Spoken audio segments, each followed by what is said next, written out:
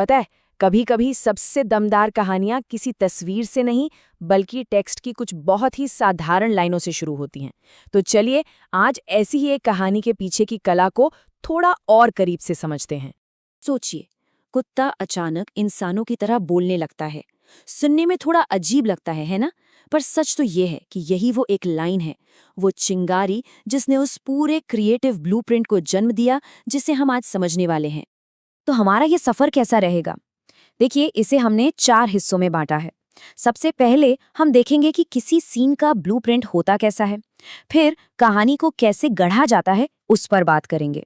उसके बाद डायरेक्टर के पास क्या क्या टूल्स होते हैं और आखिर में हम ये समझेंगे कि कैसे सिर्फ शब्द एक पूरी दुनिया बना देते हैं। तो ठीक है, शुरू करते हैं पहले सेक्शन से, एक सीन का ब्लूप्रिंट। इसको ऐसे समझिए कि ये किसी भी इमोशनल मोमेंट का एक आर्किटेक्चरल प्लान है, मतलब उसकी नींव। तो किसी भी सीन को बनाने के लिए सबसे पहले क्या चाहिए? एक स्टेज। और यहाँ स्टेज कैसे सेट होता है? देखिए, एस्पेक्ट रेशियो है 16:9, मतलब वाइड स्क्रीन। जगह है एक स्कूल का नोटिस बोर्ड। रोशनी दिन की, एकदम तेज। और माहौल खुशियों और इमोशन से भरा हुआ। ये सब छोटी छोटी चीजें लगती हैं, पर यही मिलकर सीन का पूरा मूड और फील तय करती हैं। अच्छा, स्टेज तो सेट हो गया, पर उस स्टेज पर होगा क्या? यहीं से शुरू होता है कहानी गढ़ने का काम। चलिए देखते हैं कि कैसे एक किरदार का जो इमोशनल सफर है उसे कैसे तैयार किया जाता है। जरा इस किरदार की भावनाओं के सफर को देखिए। स्टेप 1, वो नोटिस बोर्ड के बाहर खड़ा है, घबराया हुआ। फिर स्टेप 2, वो चिंता के साथ रिजल्ट्स को देखता है। फिर अचानक स्टेप 3, उसका चेहरा खुशी से एकदम खिल उठता है। और आखिर में स्टेप 4, वो गर्व से अपने कुत्ते को गले लगा लेता है। देखा, कुछ ही पलों में घबराहट से लेकर गर्व तक का पूरा सफर। और फिर इस इमोशनल सफर के बिल्कुल पीक पर आता है ये डायलॉग, वो एक पल जो पूरी कहानी का निचोड़ है। देखा, मैंने कहा था तू कर लेगा। अब ये सिर्फ शब्द नहीं है, इनमें एक साझा जीत का एहसास है, एक भरोसा है, एक एनकरेजमेंट है।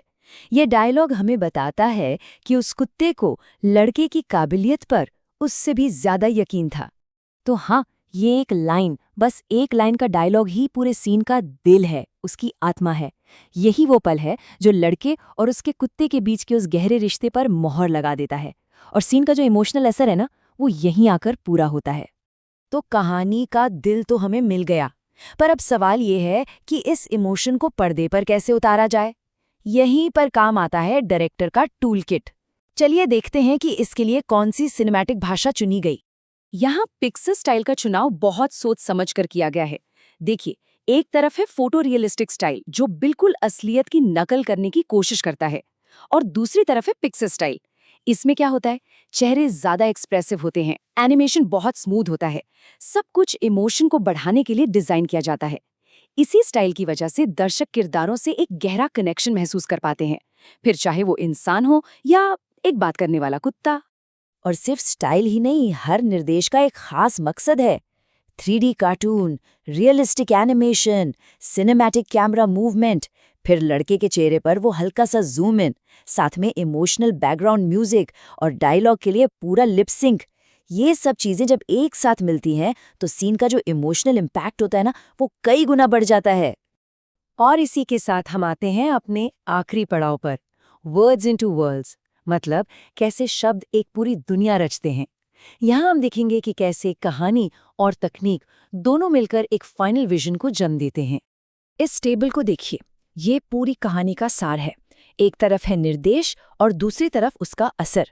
लड़के की भावनाओं में जो बदलाव है वो कहानी को आगे बढ़ाता है। कुत्ते का वो एक डायलॉग इमोशनल क्लाइमेक्स देता है। पिक्सर स्टाइल वाले कैरेक्टर्स दर्शकों से कनेक्शन बनाते हैं, और वो जो सिनेमैटिक जूम इन है वो हमारा ध्यान सीधे उस सबसे जरूरी रिएक्शन पर ले जाता है। हर चीज का एक सीधा असर है। तो यहाँ सबसे जरूरी बात क्या है, वो ये कि क्रिएटिव ब्रीफ में लिखा गया हर एक शब्द एक सोचा समझा फैसला होता है।